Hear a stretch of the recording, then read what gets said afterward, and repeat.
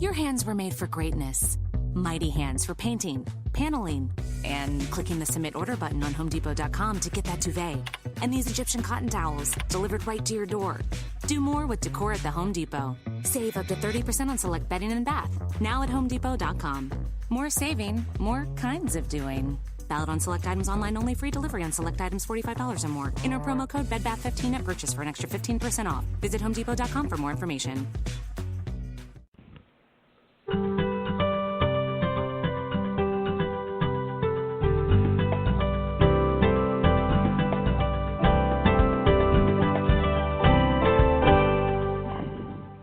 Welcome, everyone, to Creating a Family. Talk about infertility.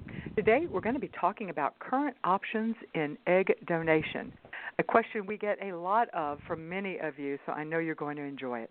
Here's a sample of what you're going to hear. We've migrated, I guess, from a time when sort of quote-unquote traditional donor egg, where things were synchronized with the recipient. So, and what I mean by that is eggs were retrieved, eggs were fertilized, and then the recipient, who would be the intended parent, as we now say, would be on a course of medication to be able to synchronize or time the appropriate transfer of an embryo. So we are finding we're doing less and less of that. This show is brought to you by Creating a Family. We are the National Infertility Education and Support Nonprofit. I'm Dawn Davenport. I am your host and the Director of Creating a Family. You can find us and all of our resources online at creatingafamily.org. This show is underwritten by our corporate sponsor, Ferring Pharmaceutical. For women who have been undergoing fertility treatment and are still struggling to conceive, there are so many daily scenarios and interactions that take a toll on their emotional health. There is an app for that. It's called Ferticom, and it's an app for both Apple and Android phones, and it was developed by Dr. Ali Domar and Dr. Elizabeth Grill. Many of you will know, actually both Ali and Liz have been on the show, but Dr. Domar has been on many times, and we love her insight, and she has put forward her insight into this app.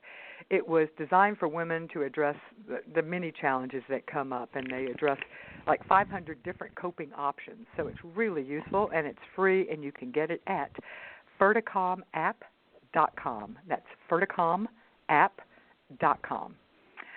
Today we're going to be talking about current options in egg donation. We're going to be talking with Dr. Joe Massey. He is a reproductive endocrinologist with Servy Massey Fertility Institute in Atlanta and co-founder of the Egg Donation Collaborative.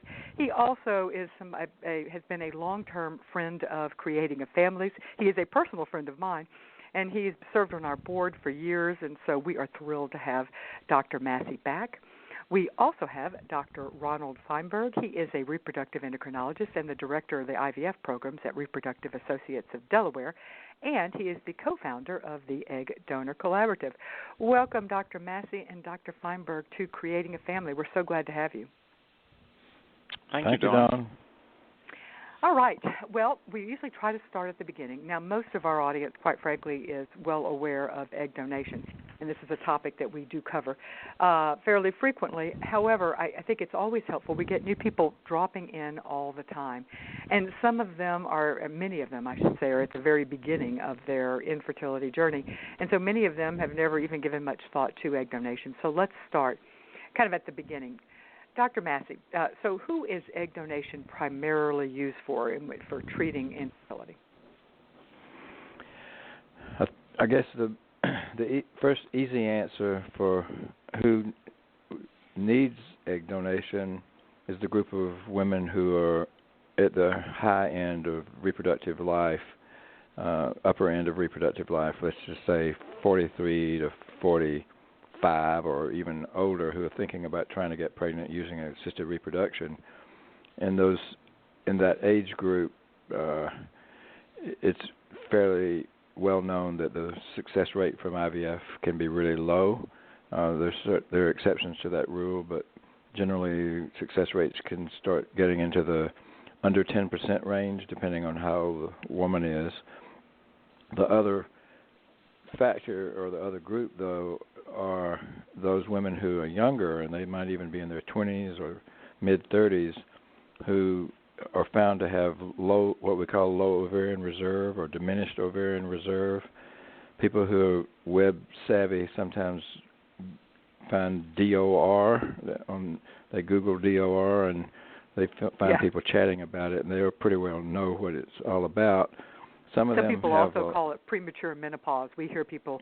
I don't think the medical community likes that term, but we hear patients talking about premature menopause, so I throw it out there. I interrupted you, Joe. Sorry. Well, that's fine. Yeah. Now, obviously, if they have gotten to the point that they've stopped periods, then there's no choice. They don't.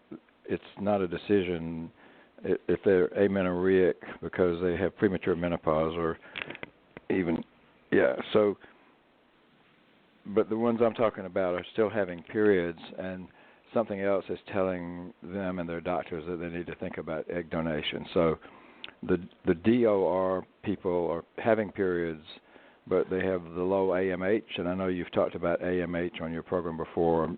Yep. But just very briefly, it's a blood test. Tell us what it is. Mm-hmm. Blood test that predicts a woman's ovarian reserve or how many eggs she has.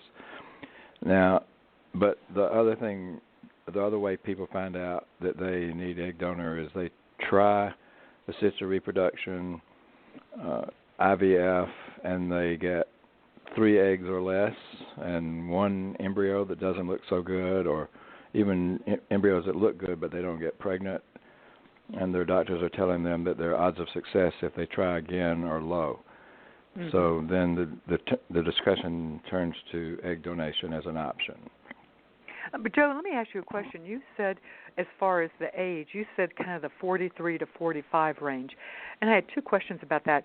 How often is it used in the 40 to 43? Because we hear from that's a real common age range for people to be finding us and asking us questions on that. So what is the general? Well, so why not the 40? How much does it increase your odds of success if you're 40 to 43, let's say? And I realize it's dependent by the person, of course, but let's talk generality. So you can, if you did IVF, if you just take the age group in general, I was sort of using the 43 to 45 as the most obvious age group. But many more people are in our offices who are in that 40 to 43 group, and so there's lots of people in that category. And it would increase, and the odds. But so let's just say a good ballpark number might be 43-year-olds getting pregnant at 8% and 41-year-olds getting pregnant at 12% successful pregnancies. So and this 12, is with 15, IVF. This is not 15, natural. This is with IVF. 12 and 15%. Yeah. What's your statistic, Ron, in your center for 41-year-olds? Yeah, I was just going to bring Dr. Feinberg in here.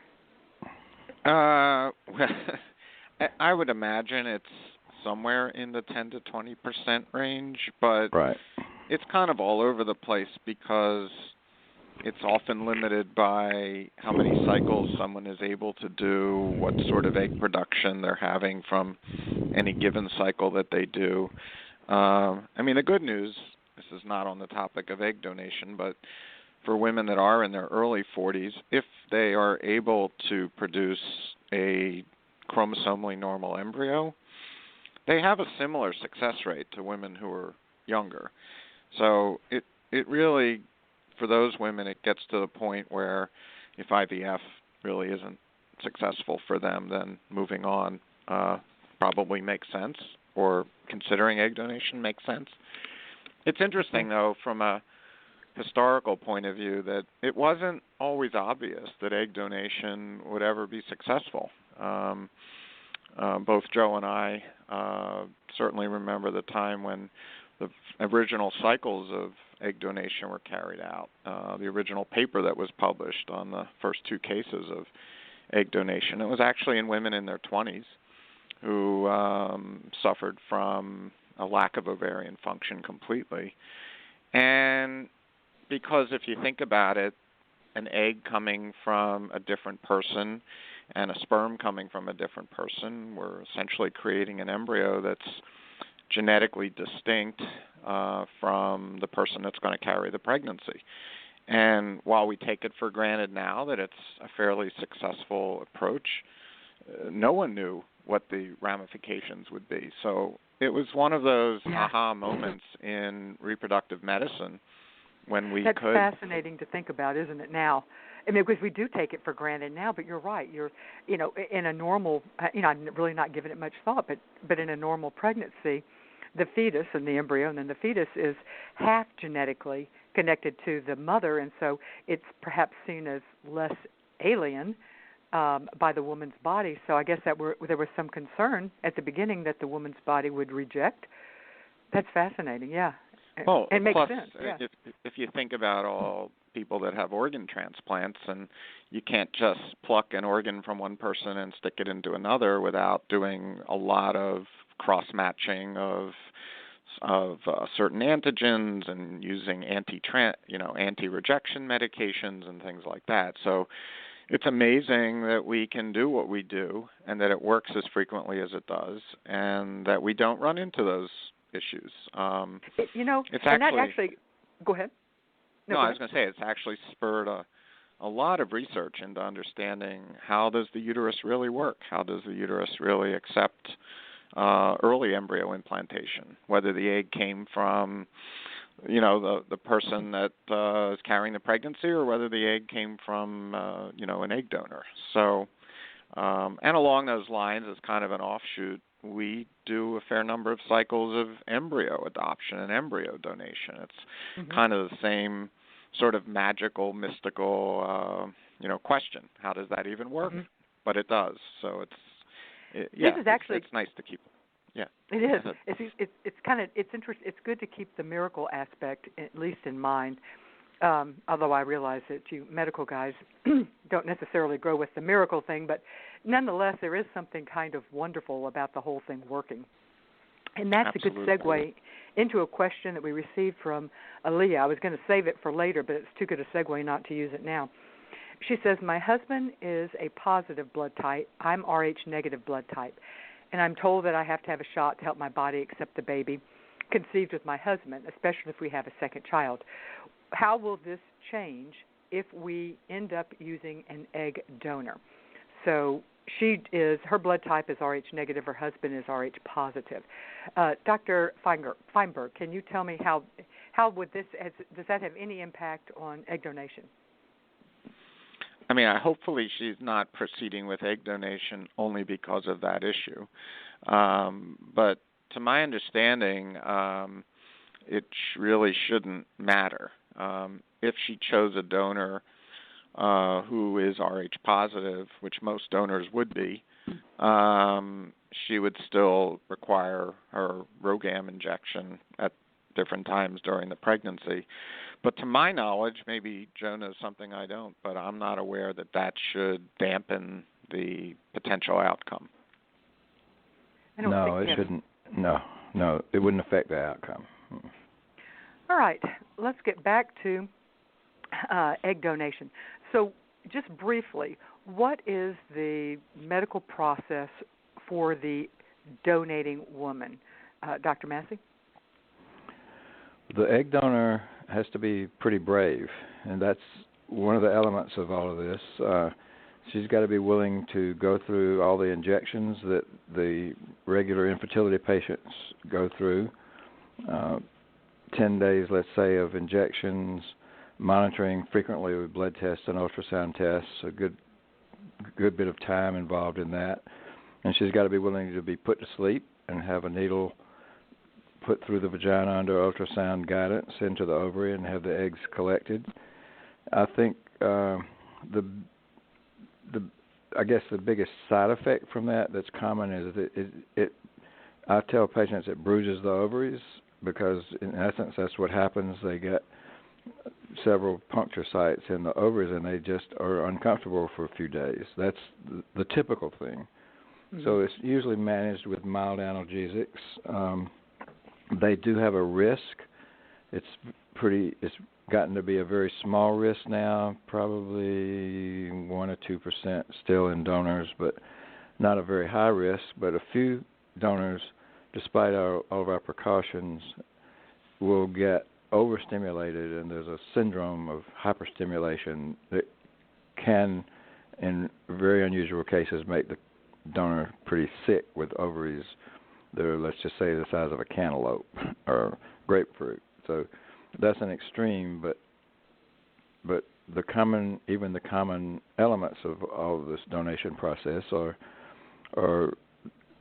don't lend themselves to people just jumping up and saying, I want to do this, I want to do this. They have to have an element of giving, making a gift, I think is the way I look at it, to somebody else to be willing to do this, even though they're paid. There's an element of altruism, I think, in these donors, and they want to help people have a family. A lot of them actually have knowledge of somebody who has infertility, family, friends, so they understand the trials and tribulations for the recipients. And Dr. Feinberg, what is the medical process for the recipient to receive once the egg has been fertilized? And we're going to talk about different options there. But once the egg has been fertilized, what is the medical process for the woman who is going to be receiving the donated egg that has been fertilized and is now an embryo? Well, a lot of it depends on the patient's desires as far as, and there's so many different combinations of options. Some of the same options that would be occurring in, someone doing their own IVF cycle. For example, eggs could be frozen, so maybe they're not even going to be used right away. Or the eggs could be fertilized and embryos can be created, and the embryos could be frozen because perhaps they're not going to be used right away. Along those lines, there's increasing interest in chromosome testing of embryos, even those created from donor egg. So in that setting, an embryo would typically be grown to the blastocyst stage and biopsied for chromosome testing and frozen. And I know that's not addressing the question you asked me, but all of that's important to know because ultimately it might impact when the embryo gets placed back into the woman's uterus. Mm-hmm. And one thing I think it's important to point out is one of the most rapidly growing utilizers of donor eggs right now and for building a family is men.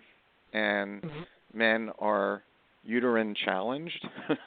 I don't think most men would feel insulted if they were told they were uterine challenged, which means many men that are looking to build a family from egg donation may have to either identify or coordinate things with a gestational carrier in order for the whole cycle to be potentially successful. So I think we've migrated, I guess, from a time when sort of quote-unquote traditional donor egg where things were synchronized with the recipient.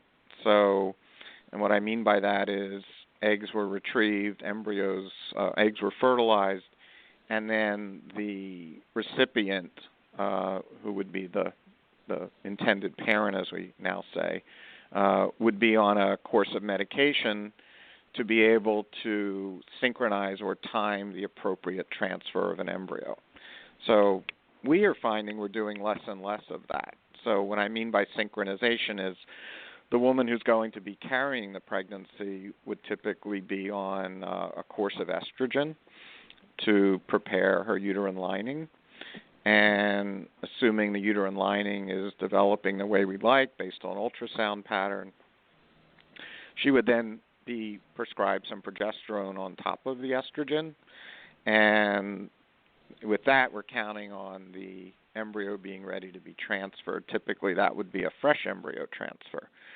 But we've gotten away from that a lot because of all these different permutations and combinations of what can be done with embryos. But doesn't the recipient still usually have the estrogen and progesterone, or are you moving to doing natural cycles because you're following her natural cycle and not using additional support. Exactly. That's what I was leading to, is that once an embryo is frozen, you actually have more flexibility in how you might want to handle the actual timing of the embryo transfer. And there's been good data over the years that if a woman is cycling normally, that the chances of achieving a pregnancy with a natural cycle versus a medicated cycle may well be quite similar. There's some inconvenience to counting on a natural cycle. That particular month may not go well. All of the hands on deck that you might need at the clinic may not be available on the day that you'd want to do the transfer.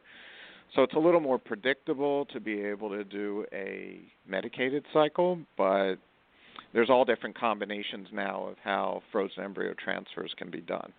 And I suspect most clinics are not synchronizing as much as they used to. So anyway, that hopefully answers the question. It does, and so that's let's go to the cycle, the model you just more or less described, and that has been the model that we've used for many years, and it's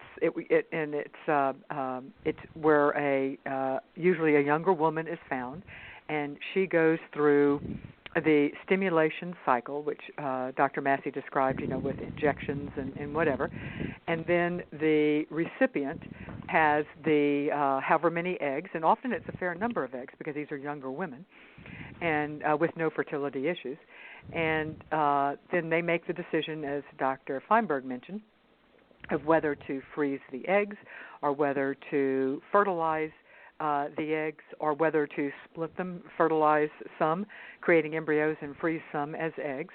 And then once the eggs are fertilized and they become embryos, hopefully, then the decision is made whether when to do a transfer.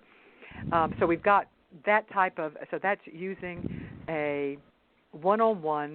The recipient refines, or the recipient person or woman or couple finds a woman, often through an egg donation agency or through their clinic, and then they have that woman stimulates, and they then have all the eggs that the woman produces.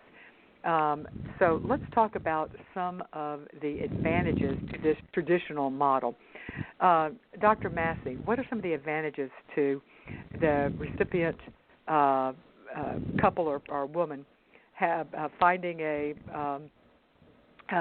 young woman who donates, paying her, and then having all the eggs that she has produced in that cycle? What are the advantages to that approach?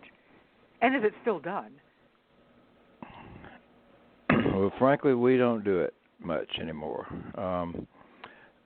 But I guess the way I would put it is there's an upside advantage if you do it, but there's a downside.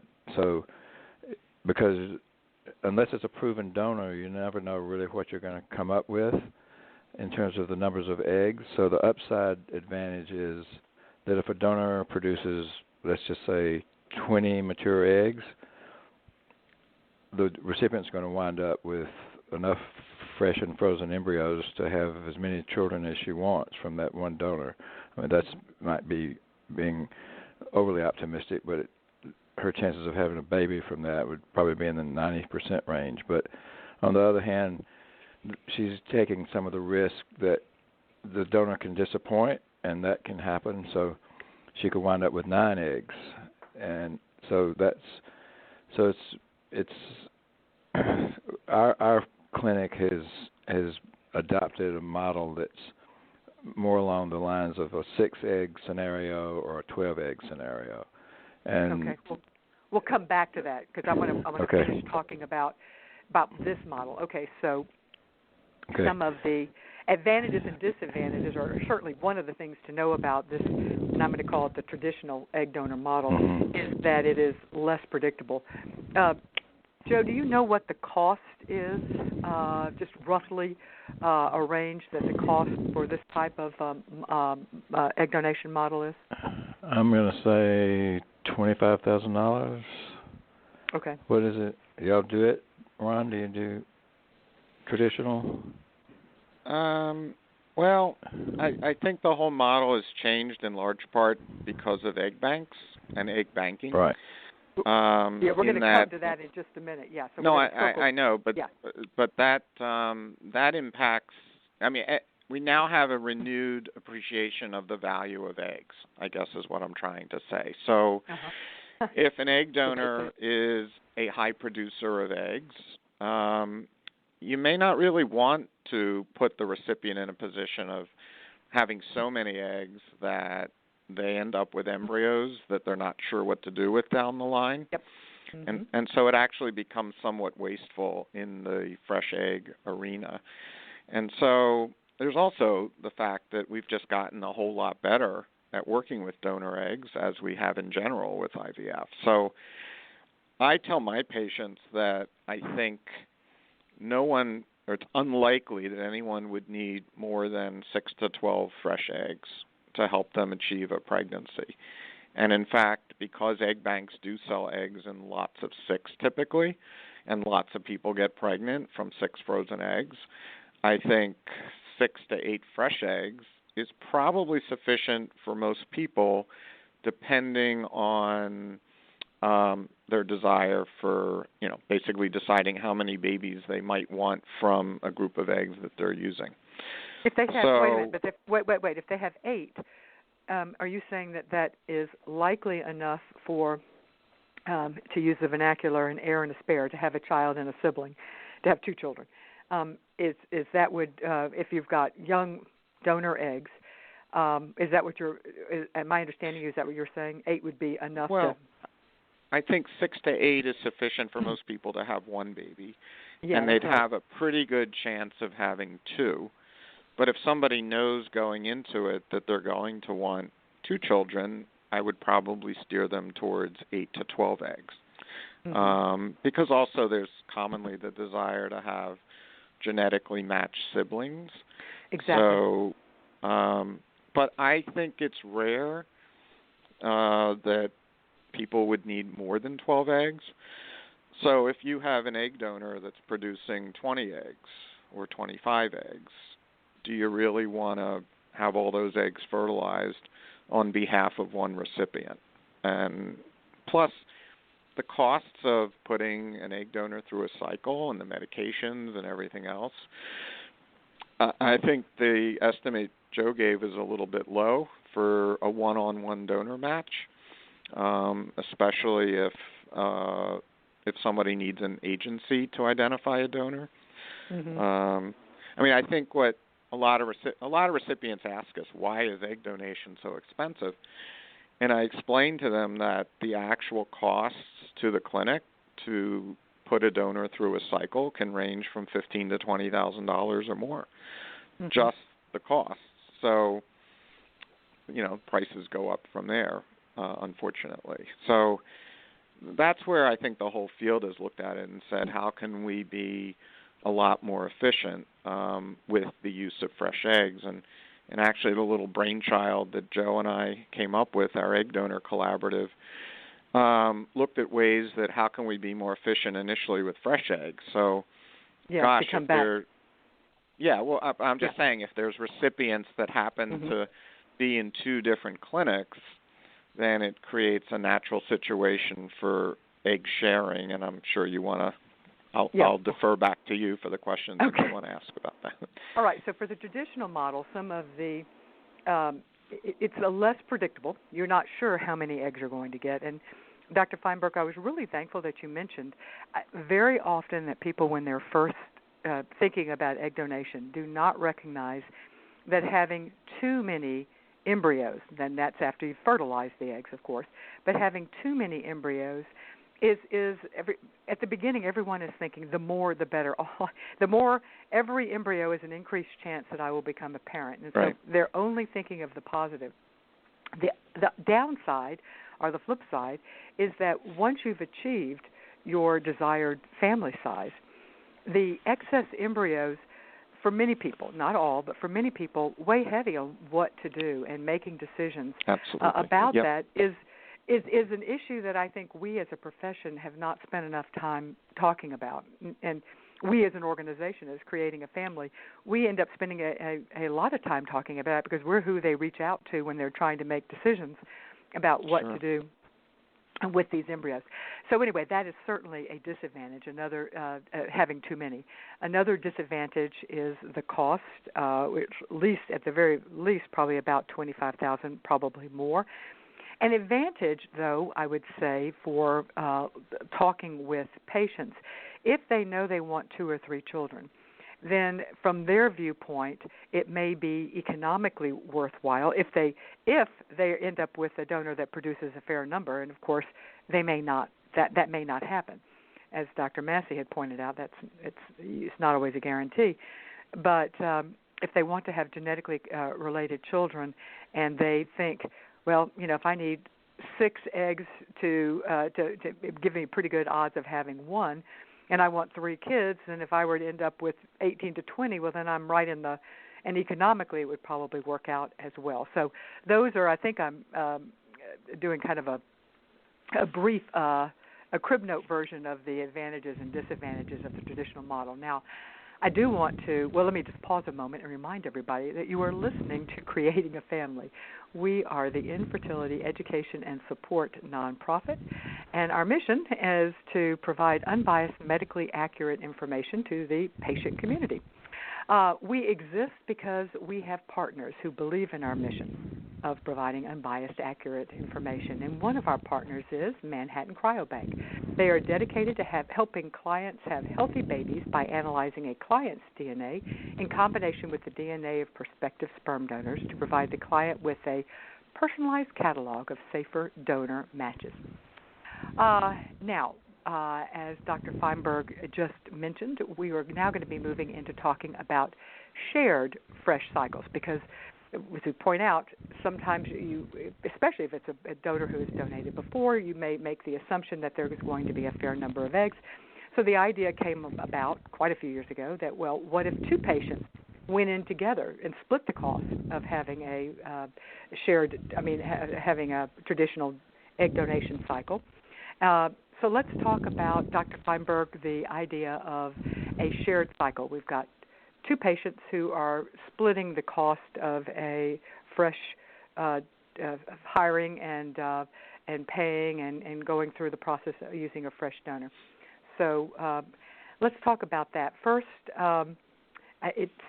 medically it's going to be very similar. So do you have a feel for I guess the cost would be basically the same, but you'd be splitting it 2 ways. Is that right, Dr. Feinberg?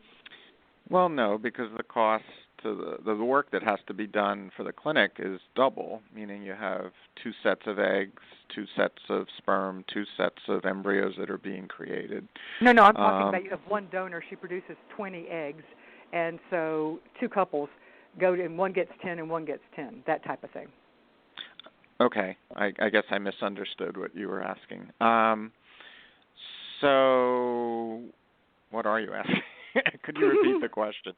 No, I'm sorry. The cost, I think, would be basically, and there would be some administrative costs that would increase, but for the most part, it's similar in cost to a traditional fresh donor cycle that we just discussed.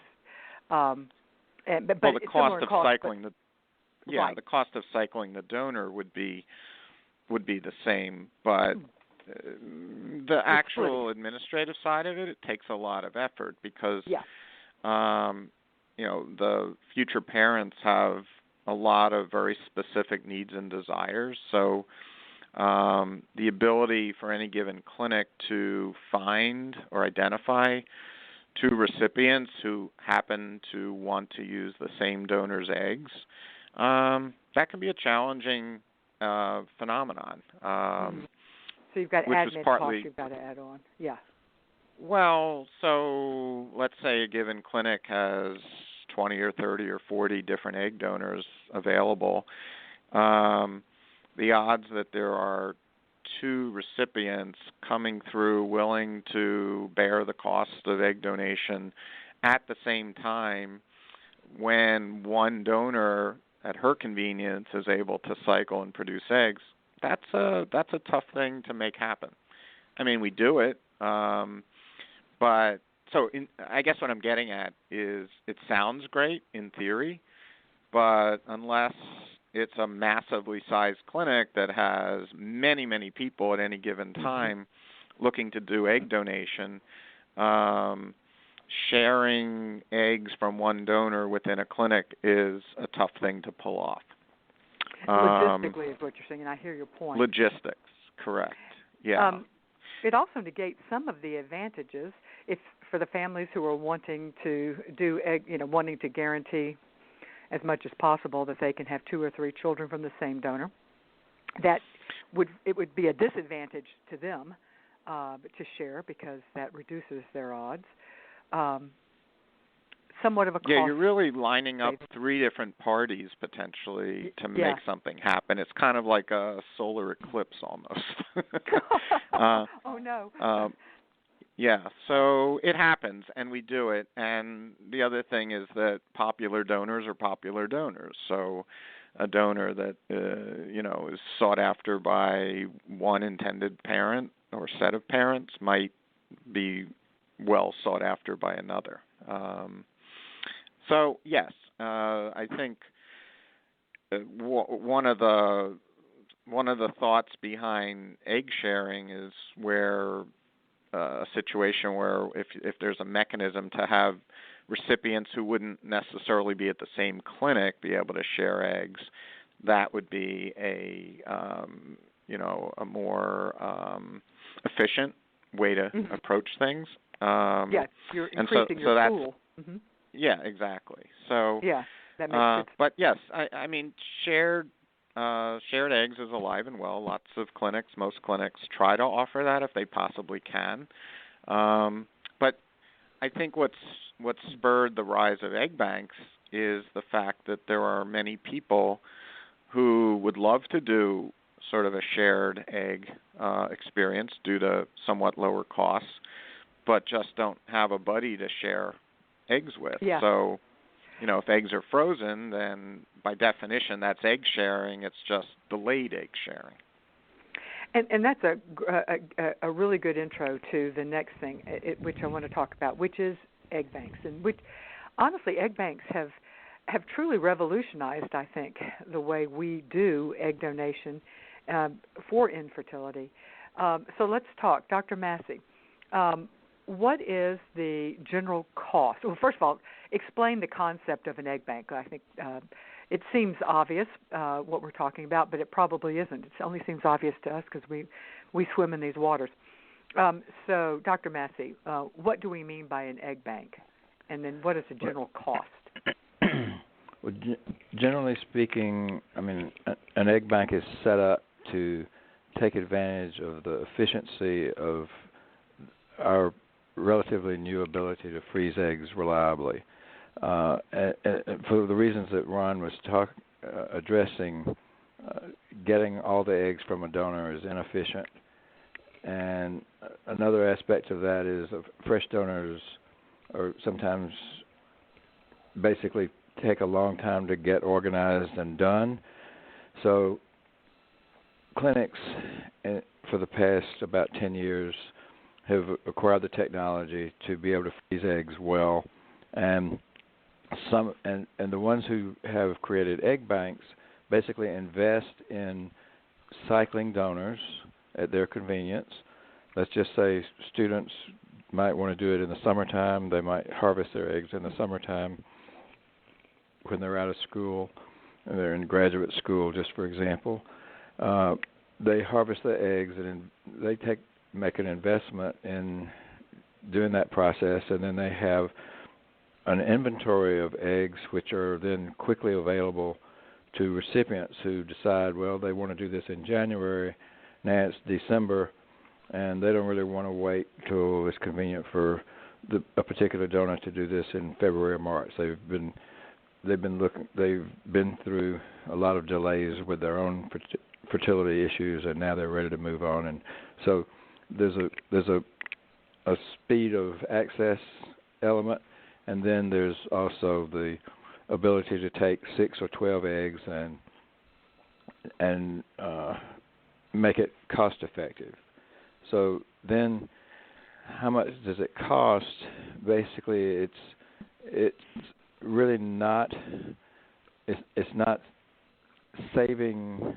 Well, it's saving money compared to, say, like if you had a fresh cycle one donor that was 28,000, you can save some money and get the cost down into the low 20s if you take 12 eggs from a donor from an egg bank. The egg banks basically charge a set price for a set of eggs, and then some of them offer eggs at 1 and 2 in addition to the base number of eggs. So y'all do egg. You do. Wait, just a second, Joe. Before we do they freeze the eggs in groups of 1, 2, or 6? Well, they're typically individually frozen, but then they're the sort of the price packages, I guess you would say, are in groups of 6 and 12. No, they don't put them all together in a little group. They're frozen on these little devices, usually one at a time, sometimes 2 at a time. Mm-hmm. So Ron can address, because I don't have an egg bank specifically. So Ron, you do, right? So the price. Yeah. So even before we get to that, I think what's emerged are really 2 different types of egg banks. One I would call a centralized egg bank, which would be a commercial enterprise that has a mechanism to have eggs retrieved either at their own facility or possibly outsourcing to other clinics. But basically the eggs all live, as it were, in one centralized facility. And I would say the other type of egg bank are clinic-based egg banks, or I guess you could call them decentralized egg banks. So there's no special magic to the eggs that are frozen at a centralized egg bank versus a decentralized egg bank.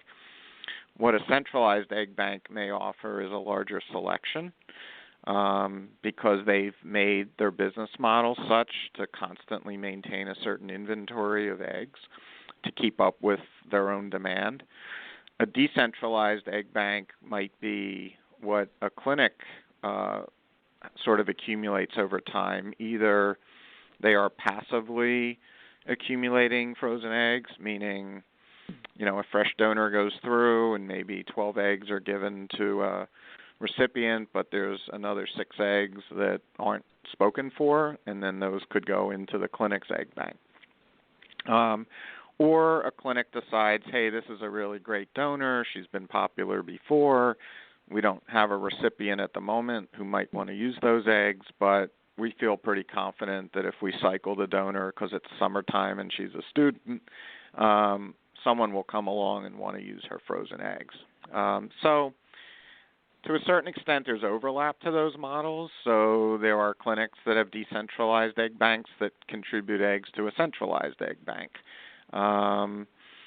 We were in a position like that for a period of time. Now, actually, through the Egg Donor Collaborative, we're actually a hybrid, so that we have clinic members who have their own eggs available, but are willing to carry out embryo creation for a recipient that might be at a different clinic within our network. So it's still it's different than just a single clinic's eggs versus a centralized egg bank. So it's kind of a hybrid. But I don't know if we're getting off what you originally asked, but I think the egg banks, as far as cost, it's a marketplace, and I think frozen eggs have been around for a while, and I can't speak to what any given egg bank charges, but it seems to me that the value of a mature egg that's frozen has centered in around $2,500, give or take a few $100s. That seems to be... But you keep in mind that you have to buy, you generally, well, I suppose you could just buy 2. I generally hear of people buying more. Do people just buy 2, or mostly I hear what Dr. Massey is saying, people buy in groups of 6. So that would be kind of your typical. Yeah, but there are so-called odd lots. In fact, one really great story. We was through the Egg Donor Collaborative. Was working with a patient in, I'll just say in the South, so I won't even say what state. It wasn't Georgia, but it was another state in the South. We were working with a very nice patient who was in her late 40s, and she had tried IVF, and she was just tapped out financially. And she went through the Egg Donor Collaborative and identified a donor that was actually here in Delaware, whose eggs had been previously frozen. And we knew those eggs had done pretty well for a couple of other recipients, so we felt fairly confident in the eggs. But she was so tapped out financially, she could really only afford to buy 3 eggs. And it turned out we had a so-called odd lot where we were willing to allow her to use 3 eggs.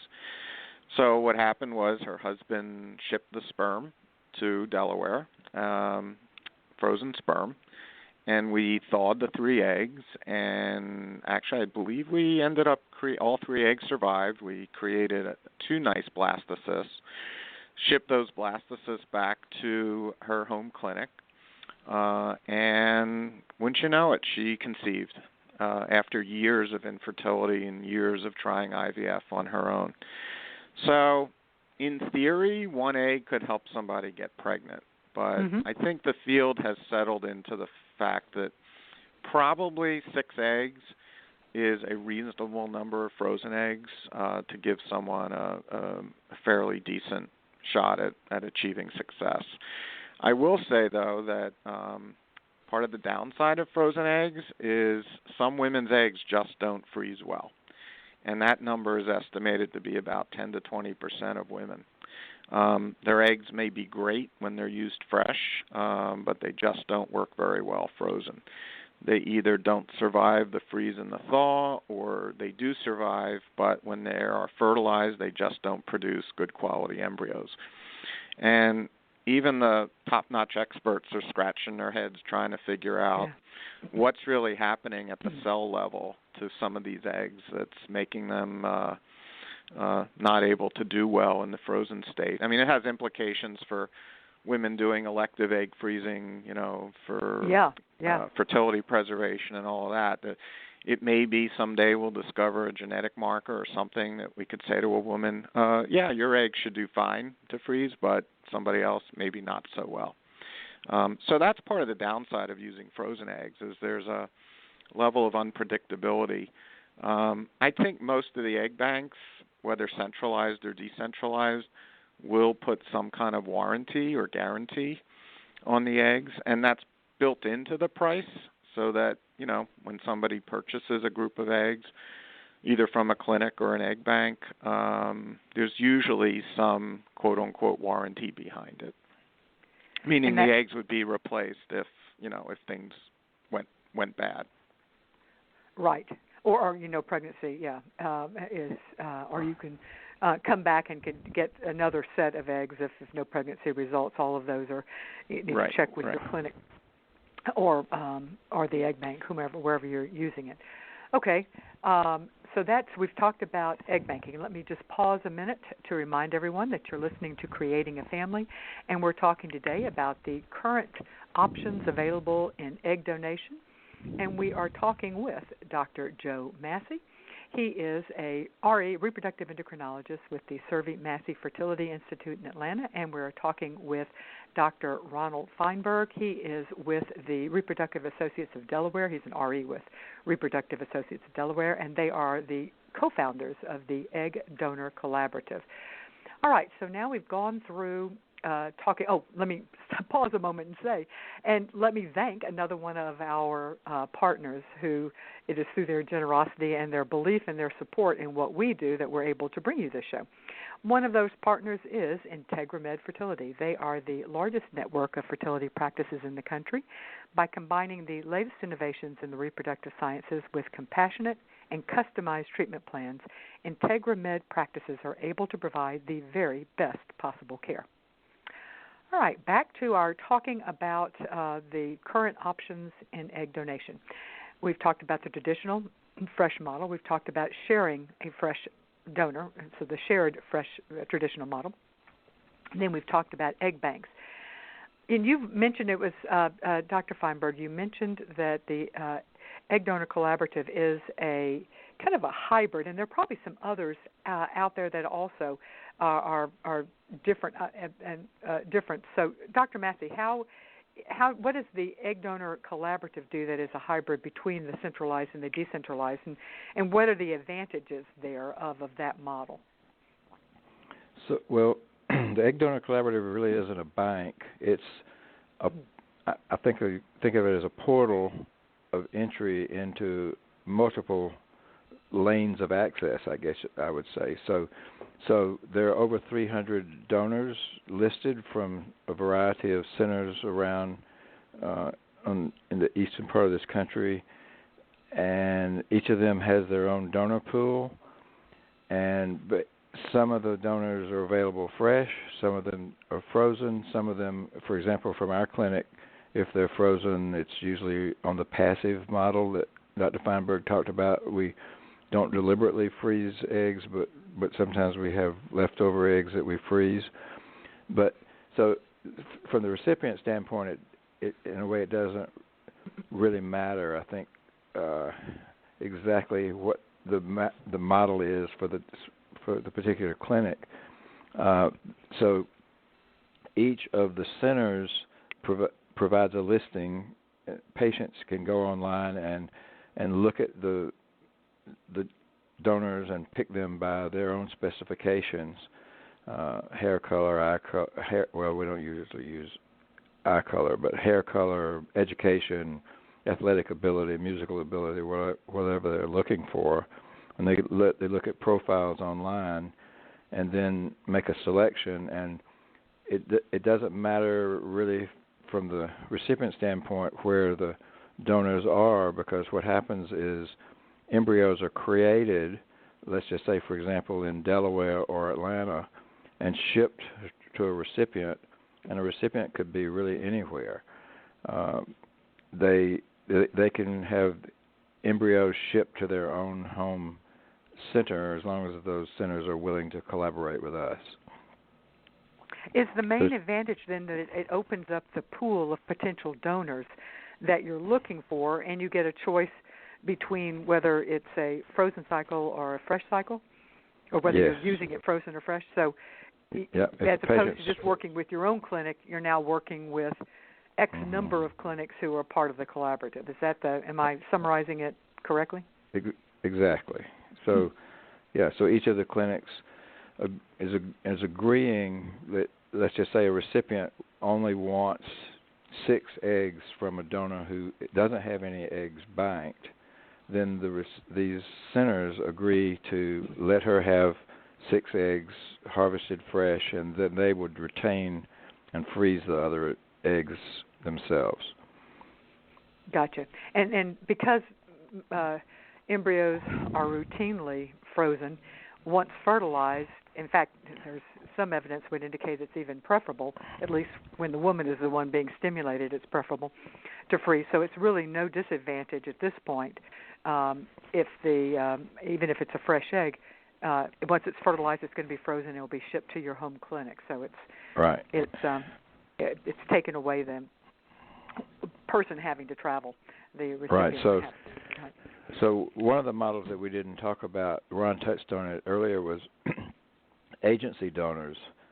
Agency donors typically are a very expensive option for patients. Let's just say a recipient has just got to have a 6-foot-tall, blonde, athletic donor. Well, the agencies sometimes have provided these donors, but they travel from Kansas to Delaware and charge an agency fee plus a donor fee, and that's gotten to be very expensive. So the embryo creation model addresses that inefficiency, i.e. the inefficiency of agency donors who are traveling. That goes away. You can ship embryos, albeit not free, because it costs $700 or $800 a shipment. But basically, compared to shipping a donor across any kind of geography, it's much more efficient. Mm-hmm. Okay. Yes, fascinating. And opening up, and let's talk about cost. Is there a cost advantage, or is it mainly an access advantage? Dr. Feinberg? So, I find most people are very cost conscious, and that is totally to be expected. But I think the number one priority for most of the intended parents that we take care of is to find the donor that they're happiest with. And so, you can think of the Egg Donor Collaborative as a little bit like a dating service. So, if I have a donor that's the dream donor for one of Dr. Massey's intended parents, they wouldn't have known about one another otherwise. And the beauty of the collaborative is we have a centralized listing that's totally free. It's open, available to the public. Anyone can view the donors. In fact, we get a number of inquiries from people who are not affiliated with a particular clinic, or they are, and it just creates all kinds of interesting matches to really hit the highest priority that intended parents have, and that's to find a donor they're happiest with. So, as far as cost goes, we really don't think the cost is all that much different to the intended parent than if the donor was actually right at their own clinic. Because, as Joe alluded to, yes, there has to be a shipment of sperm to the receiving clinic to create the embryos, and then embryos have to be shipped to the clinic where the intended parent is being taken care of. But those costs are relatively low compared to trying to have a donor fly, somewhere across the country, stay put, for a number of days in a place where she's being cycled. And, oh, by the way, agencies don't create donors for free either, so agency fees have to be figured into it, and that can be, several $1,000s. So I think the agency model is still a great model for lots of people. And so we're not looking to replace the agency model. We're looking to supplement the entire donor egg arena and basically to give intended parents the best choice they can. So we basically have clinics that wear two different hats. The donor host clinic is the clinic that's caring for a donor, and the recipient clinic is the clinic that's caring for the intended parent. But members of the network would probably, in most cases, do both. They may have donors that they're willing to cycle and can cycle, and they have their own patients who are intended parents. And the collaborative isn't looking to replace any other model. It isn't looking to replace centralized egg banks. It isn't looking to really nudge aside any of the existing models that exist in the egg donation world. It's just really about giving our patients more choices.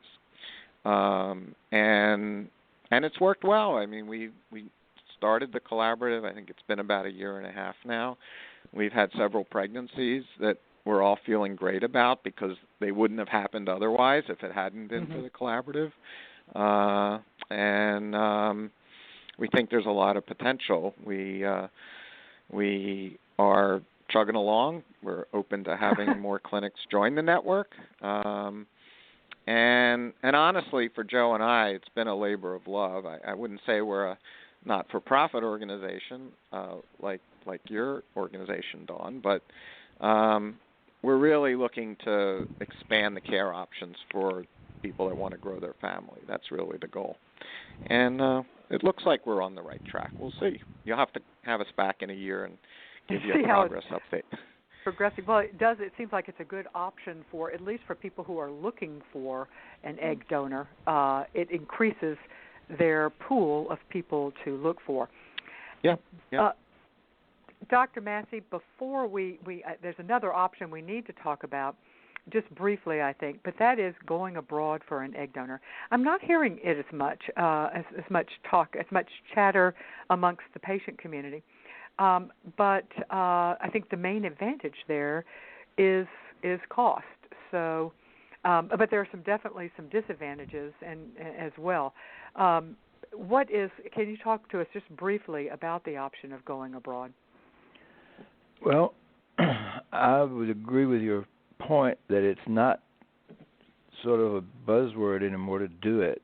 I know that it's done. I have very few people who come in and say, well, they've decided to go to Czechoslovakia and do this. I have had some, and they're happy. I mean, basically, I think they're getting good care. They have to go abroad for a while. I think one of the disadvantages is if they don't get pregnant the first time, are they going to go back for the frozens, or are they going to ship the embryos back over here? That question arises. So they have to go abroad for the recipient goes abroad for the frozen embryo transfer or fresh embryo transfer. So that medical procedure is abroad? Yeah, what they do is the couple goes abroad and the husband gives sperm, and then they wait and do a transfer 5 days later. So, okay. And they don't know exactly when it's going to happen, but sometimes they use frozen eggs. So, but basically they go over there and do the entire process. Yeah. Right. And is it possible to ship frozen embryos back to the United States? It is. Yeah. Okay. It is now. Let's think about this. Wait a minute. In order to put them back in this country, they have to be. Don't they have to be STD tested? I think it would be a very complicated thing to do. Wait a minute. Let me see. Let's think about it a minute. No, you can't ship the embryos back here and have them tested and have them transferred. So I will correct myself. You can't, because the donors haven't had FDA testing. Okay. Okay. So that is important too. We haven't really addressed that issue, but all the donors are screened very carefully, and one of the things they're screened for is sexually transmitted diseases. Mm-hmm. The STD testing for an egg or sperm donor, for that matter, the testing has to be done in an FDA-approved lab, so the European donors aren't screened that way. So they can't bring the embryos back because the clinics can't put them in. Yeah. And so there is if you're thinking about this as an option, you need to consider the turnkey costs, the full cost, which would include travel, right. and as well. So those are, I think sometimes people just look at the cost of of getting eggs, and then you need to be careful that from a ethical standpoint that the women are being the donors are being treated well and with respect and have full consent and all of that. So those are things that you need to think about when going abroad. All right, so I think we've covered the whole waterfront here of possible options. Egg donation is absolutely something that we get a lot of questions on. And as you point out, it has a lot of uses. The majority of people who are asking us are women who are 40 and older, but as Dr. Massey says, people with low ovarian reserves, which can happen in a much younger age, as well as single men or couples who are uterine challenged, which is a phrase I'm now going to pick up. Let me pause just a moment, and we're coming into the season of giving, and I just want to put out a plug here. Everything we do, including the show at Creating a Family, exists because of the support of people just like you. And if you are a listener to this show, we would love to have you make a donation. Doesn't have to be a big one. Any donation is so appreciated. You can make that at our website, creatingafamily.org. In the upper right-hand side, there's a place there for you to donate. I wanted to read you an email we had received from somebody. And just to remind us, and it does help to remind us that we are making a difference in people's lives. This came from a woman named Joanna. Your podcast has been my saving grace, a source of fantastic and helpful information, and a daily therapy session. So thank you for dedicating your time and energy to women struggling with infertility. We so appreciate your research. Thank you, Joanna, and I hope those of you who are listening will also remember us in your end-of-year giving, creatingafamily.org. Keep in mind that the information given in this interview is general advice. To understand how it applies to your specific situation, you need to work with your infertility professional. Also, the views expressed in this show are those of the guest and do not necessarily reflect the position of Creating a Family, our sponsors, or our underwriters. Now, I know people are going to want more information about both of the doctors that have been on today, as well as the Egg Donor Collaborative. For the Egg Donor Collaborative, you can go to their website, eggdonorshare.com, eggdonorshare.com. For talking with Dr. Feinberg, you can go to his website, IVF-DE, that's for Delaware, IVF-DE.org. And for Dr. Massey, you can go to his website, which is IVFGA. That the GA is for Georgia, so IVFGA.com. Thank you so much for listening to us today, and we will see you next week. Come to the Home Depot this month, and you'll learn a thing or two. Actually, 3, with 3 free do-it-yourself workshops. Learn how to design and care for your container garden by selecting the best soil and aesthetically arranging your plants. Learn how to install tile flooring, even how to keep your outdoor deck and patio space in the best shape possible. See, it's never too late to learn something new. Register today at homedepot.com/workshops for a do-it-yourself workshop near you. Only at the Home Depot. More saving, more doing.